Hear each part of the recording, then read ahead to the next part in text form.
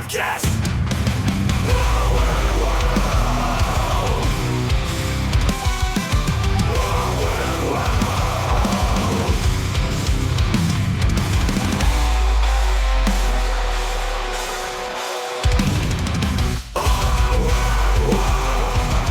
Welcome to Our Weird World. I'm your host, John Henson, and today, closing out the month of July with some more con artists. We did the first part of this back on episode 202, but I got three more people who, again, I've talked about this before, I think most recently with the Christian Gerhard Strider episode. Just people who spent so much more energy, probably, just trying to get away with stuff rather than just getting an actual job. And there's probably some kind of psychological component to it where just the thrill of getting over on someone and seeing how far you can push something is what drives this more than necessarily what you get out of it. But I don't know, just weird. Just, almost more than serial killers. I don't understand con artists and people who just make a living trying to scam other people. But we are looking at the lives of Frederic Bourdin, John Darwin, and our first story of Albert Johnson Walker.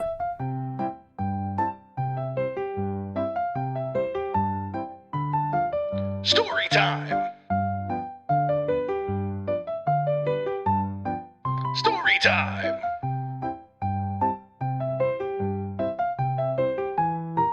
Story time?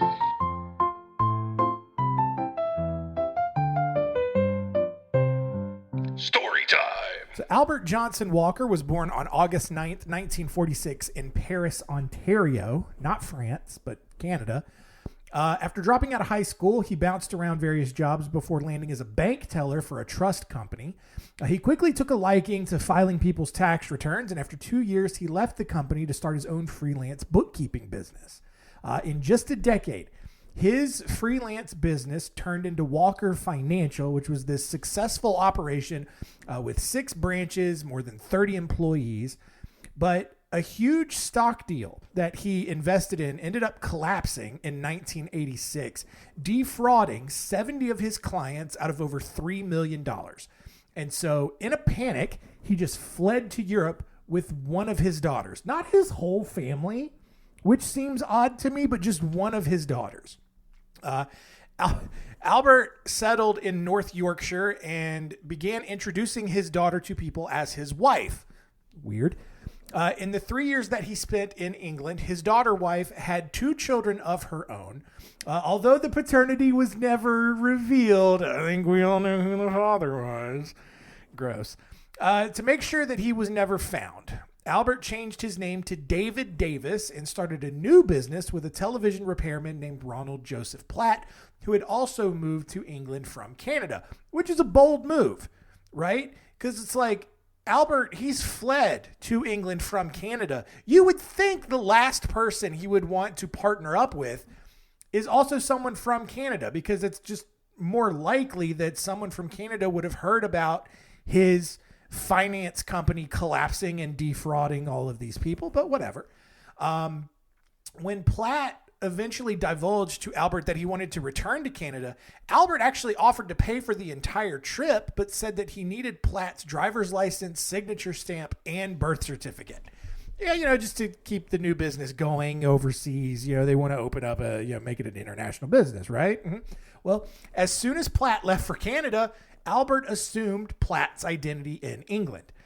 Back in Canada, authorities by now had charged Albert with 18 counts of fraud, theft, and money laundering. And over time, Albert became Canada's most wanted criminal and the second most wanted fugitive by Interpol. However, no one knew where he was. So by 1995, Platt had run out of money in Canada and decided to go back to England. And that's bad news for Albert, because he's no longer David Davis in England. He assumed Platt's identity in England as if Platt had never left England in the first place. Well, when he realized that he couldn't have two Ronald Platts running around England, especially doing business together and being with each other a lot. So he took Platt out for a fishing trip in 1996. And when they got to their spot on the water, Albert killed this dude, weighed him down with an anchor, and dumped him into the ocean. 2 weeks later, a fisherman pulled Platt's body from the ocean and turned it over to the police. Because Platt was wearing a Rolex watch, which seems weird if he had run out of money, but whatever. Police traced the service records on the watch's serial number and identified Platt as the owner. They were even able to determine his date of death by examining the watch, which pinpointed Platt to being with Albert at the time of his death. Albert was then arrested a short time later. Albert pleaded not guilty to the murder charge, but was convicted and sentenced to life in prison anyway, because, it wasn't direct evidence, but it was circumstantial enough, I guess, that they went ahead and convicted him. In 2007, Albert was transferred back to Canada to face his fraud charges. He was found guilty again and was sent to a prison in British Columbia to serve his life sentence. And in 2023, after spending 26 years in prison, 77-year-old Albert was granted a temporary 60-day parole, basically as just, I guess it's something that they do in Canada, where they test a prisoner's ability to follow the conditions of parole, which includes like a strict curfew, examines how they start their reintegration to society, all that kind of stuff. During this time, Albert Walker was barred from working in the financial industry and from contacting his ex-wife or children or his victims. He was granted parole for more than 60 days because in February of 2024, he was denied ongoing day parole despite a recommendation by the Correctional Services Canada because the Parole Board of Canada said there were, quote, concerns with how you presented the index offenses to your community parole officer while on day parole. So I guess they just didn't like how he was doing his paperwork. I don't know, man. He's 77 years old. If you get scammed by a 77-year-old, you probably deserved it, But that is just what it is. So he's back in prison, and that's, where he's going to be. Our next story here is of Frederic Bourdin, who was born on June 13th, 1974 in Nanterre, France, which is a suburb of Paris, the real Paris this time. He was raised by his grandparents before running away and then disappearing from the public eye. Almost 20 years later, on June 13th, 1994, Nicholas Barclay was playing basketball with his friends in San Antonio, Texas, when he went missing and was never seen again. Bourdin, he just hanging out, I guess.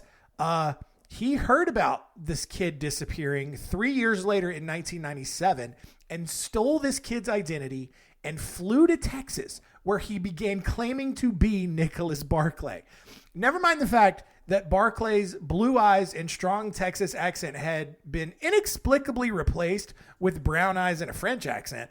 Bourdin somehow easily convinced this kid's family that he had escaped an underground child prostitution ring that, through unspeakable sexual trauma, had altered his eye color and, changed his accent.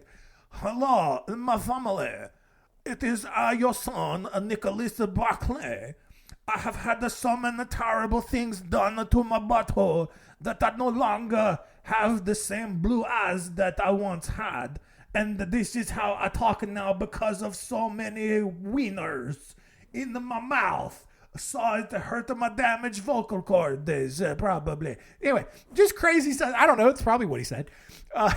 For the next 5 months, Bourdin lived with the family as if he was their long-lost kid. He's over 20 years old at this point, by the way. He's like 23, and he's pretending to be what would, I guess, now be a 16-year-old, I think. I didn't even say how old Nicholas Barclay was.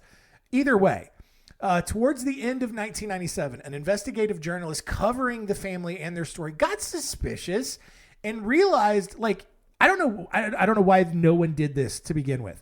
But he took a picture of Nicholas Barclay and he put it next to a picture of Frederic Bourdin. And he immediately realized that Bourdin's ears were completely different than Barclay's, as if the eye color and the accent weren't enough already. But super obvious difference with the ears. The following year, the FBI obtained a court order to get Bourdin's fingerprints and DNA, which actually then revealed his true identity. 7 months later, he pleaded guilty to passport fraud and perjury and was given a 6-year prison sentence. Now, you would think that that would be the end of the story. No, these people can't just stop at one. Following his release from prison, Bourdin returned to Grenoble, France in 2003 and immediately stole the identity of Leo Bally, a 14-year-old boy that had been missing since 1996. So, I mean, that kid would be like 21 now. Bourdin would be almost 30. Officials immediately conducted a DNA test and confirmed that Bourdin was faking it again. They are on top of it. Good for them. But then the next year, Bourdin was in Spain when he began claiming to be Ruben Sanchez Espinosa and that his mother had been killed in the Madrid terrorist train bombings earlier that year. Spanish authorities quickly determined that was a lie and deported him back to France. And then in 2005, at age 31, Bourdin began posing as Francisco Hernandez Fernandez, which was a 15-year-old Spanish orphan whose parents had been killed in a car accident. And using that identity, he was actually able to spend a month at a junior high school in France. Basically, like completely 21 Jump Streeting the high school by dressing like the students and using face creams to hide his facial hair. I don't know why you could just shave, but whatever. He was eventually discovered after a school administrator saw a television show talking about Bourdin scams. Literally, this dude is so prolific and so well known. He's got television shows like, hey, be on the lookout for this goober. All right. He goes around impersonating people, and school administrators like, hey, wait a minute. That looks a lot like this Francisco kid. This, what do you call them? Foreign exchange students from Spain. It seems, and it was. And 3 months later, Bourdin was sentenced to 4 months in prison for the Leo Bally scam back in 2003. Although Bourdin eventually got married in 2007 and had 5 children, his wife left in 2017 and took the children with her. The most recent thing from him came from a Daily Mirror interview in 2012 where he claimed that he would never impersonate anyone ever again. Who knows? I mean, like, he's 51 at this point. It's going to be hard for him to like impersonate kids. So I don't know, but like he has claimed himself, not even just like the 4 or 5 that I mentioned. He has claimed to have assumed at least 500 false identities throughout his life. So there's no way he's not going to just not keep going. Like he said, that is who he is. Our last story here is of John Darwin, who was born on August 14th, 1950 in Hartlepool, England. Not the first time we've talked about Hartlepool on the show. All the way back on episode 52, we talked about the Hartlepool monkey and how the people of Hartlepool stumbled across this monkey and they'd never seen a monkey before, allegedly. And they thought that was just what the French looked like because he was wearing a little French sailor's uniform. I think the idea was that he like fell off of a French ship or survived when the ship sunk or whatever and washed up on the shore. Anyway, the Hartlepoolians, as they are known, executed this monkey because they thought he was like a French soldier because they're allegedly really dumb. I guess that's how the story goes. Anyway, not super important to today's story. It's just where John Darwin was born. He got his degree in biology and chemistry and married Anne Stevenson in 1973 and then spent the next 18 years teaching science and math before he got tired of doing that and made the logical transition to being a prison officer. All right. Because there's not a ton of money in teaching or policing prisons, Darwin and his wife got into real estate and actually eventually came to own 12 properties where they rented out bed sits, which is kind of like a British sort of hostel. However, after purchasing 2 houses in Seaton Carew in December of 2000, the couple started running into debt. And so, using the same logic that he employed to go from teaching to prison officer, Darwin decided that the best option for him was to fake his own death so that his wife could claim his life insurance and get out of debt. On March 21st, 2002, Darwin was seen paddling his canoe out to sea at Seaton Carew and was reported missing after failing to show up to the prison for his shift later that day. Local authorities launched a massive rescue operation for Darwin covering 62 square miles of coastline, but the only thing they found was a double-ended paddle and the wreckage of his canoe the following day. The incident puzzled authorities because the North Sea, which was usually rough enough to cause these sorts of accidents, had been unusually calm that day. Regardless, death certificate was issued and Anne received £250,000 from his life insurance. Of course, obviously, you know, I know, we all know, Darwin was not actually dead. And instead, he had actually sneaked back to one of his properties where he lived next door to his real family for nearly a year. In February of 2003, he then moved back in with Anne, at which point he was recognized by Lee Wadrup, one of his tenants, who asked, "Aren't you supposed to be dead, Mr. Darwin?" That's probably what he sounded like, because that's how British people sound to me. And even though they don't all sound like, you get it. Darwin, he freaks out because, yeah, he was supposed to be dead. So he begs Wadrup not to tell anyone. And Wadrup didn't, because he didn't want to get involved in any sort of scam that the Darwins were pulling. In 2004, the Darwins decided to then leave England and move to Cyprus. And along the way, Darwin obtained a passport under the name John Jones and even used his actual home address, because it's not like anyone was going to question him anyway. He then began having affairs with different women he would meet online, including one woman from Kansas that he later flew out to Cyprus to meet, which is crazy. He, he leaves England with his family, settles in Cyprus. And then, I guess, because he's cocky at this point, right? Like, he's faked his own death successfully. Only one person over the course of, 2 years has found him out. That person's not saying anything. And so he assumes this new identity and just starts cheating on his wife, which seems, and what's she going to do, right? Because then she's out $250,000. So it's real cocky move on his part. In 2007, the Darwins then began traveling back and forth to Panama, where they formed a company called Jaguar Properties, probably Jaguar Properties, so they could buy an apartment in El Dorado for £50,000. When they then purchased a £200,000 estate near the Panama Canal in Escobal in order to run canoeing day trips. However, around this time, visa laws had recently changed and all UK citizens' identities needed to be verified by UK police in order to obtain the proper visas. At that point, Darwin kind of realized oh, no, his scam's over. They're going to realize he's got a fake passport. He doesn't have the birth certificate and all the documentation to prove that he's actually John Jones and not John Darwin. Also, bold move to just change your last name and not your first name. He goes from John Darwin to John Jones. Lazy, so lazy. But again, he's cocky.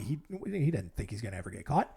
So in response to this changing law, he returned to England on December 1st, announced his real name at the West End Central Police Station in London, and then just pretended to have had amnesia for the past 5 years.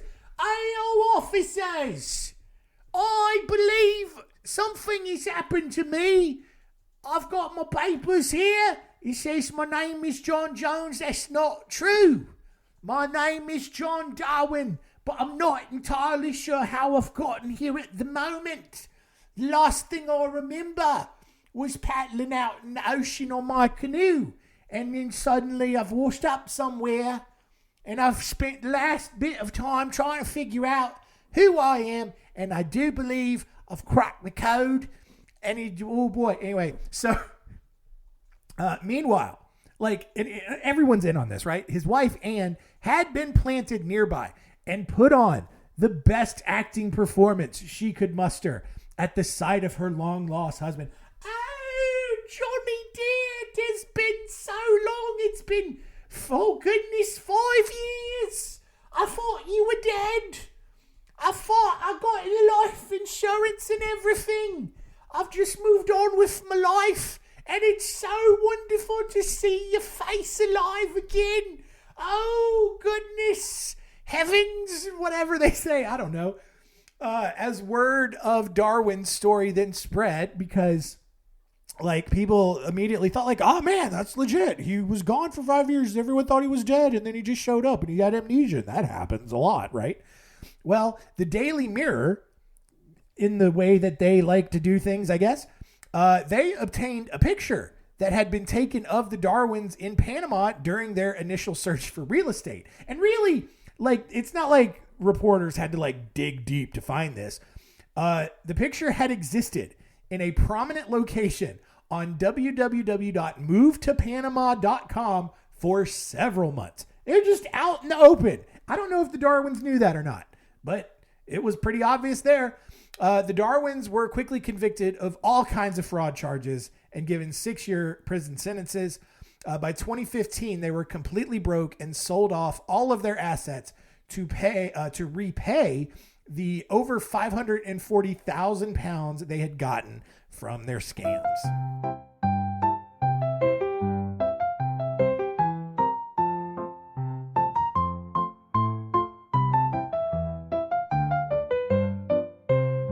All done. There we go. Con Artists Part 2 in the books. Let us recap these 3 goobers and see what we learned today.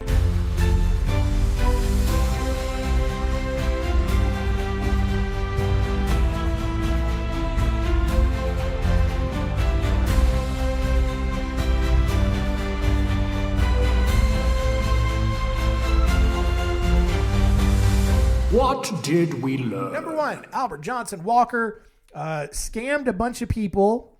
I think that's the general gist that I got from this. It wasn't like he accidentally invested in this thing and he unexpectedly like went awry.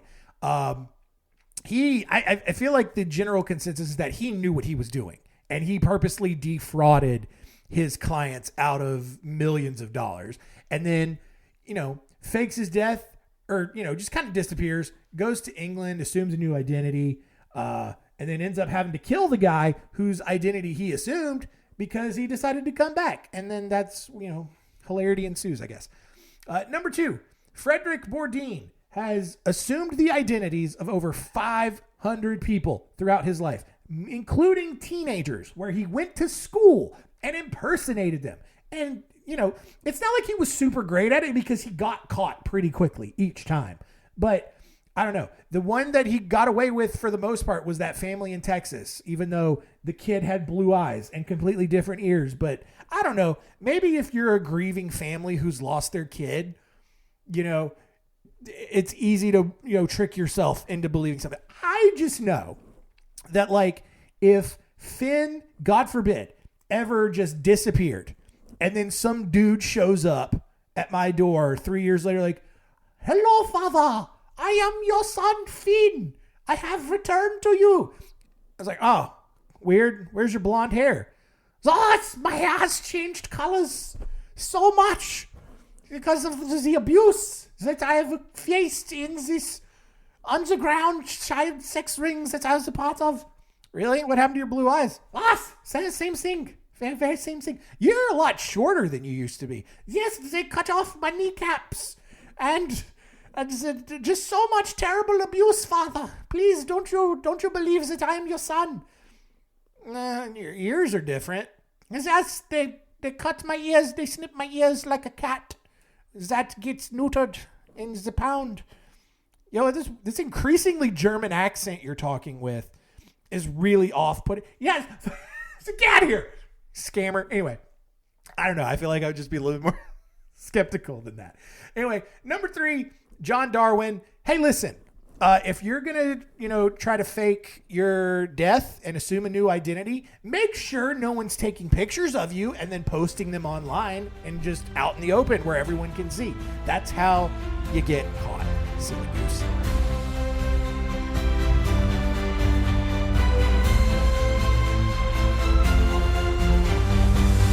What did we learn? Next week on the show, we are into the month of August, which means it's another weird fun bag, number 29. And we are looking at the Birdman, the Spaghetti Tree, and we're going to go back to Hollow Earth because those people are always a hoot and a half every single time. So thank you so much for continuing to listen. Keep telling all your friends and keep it weird.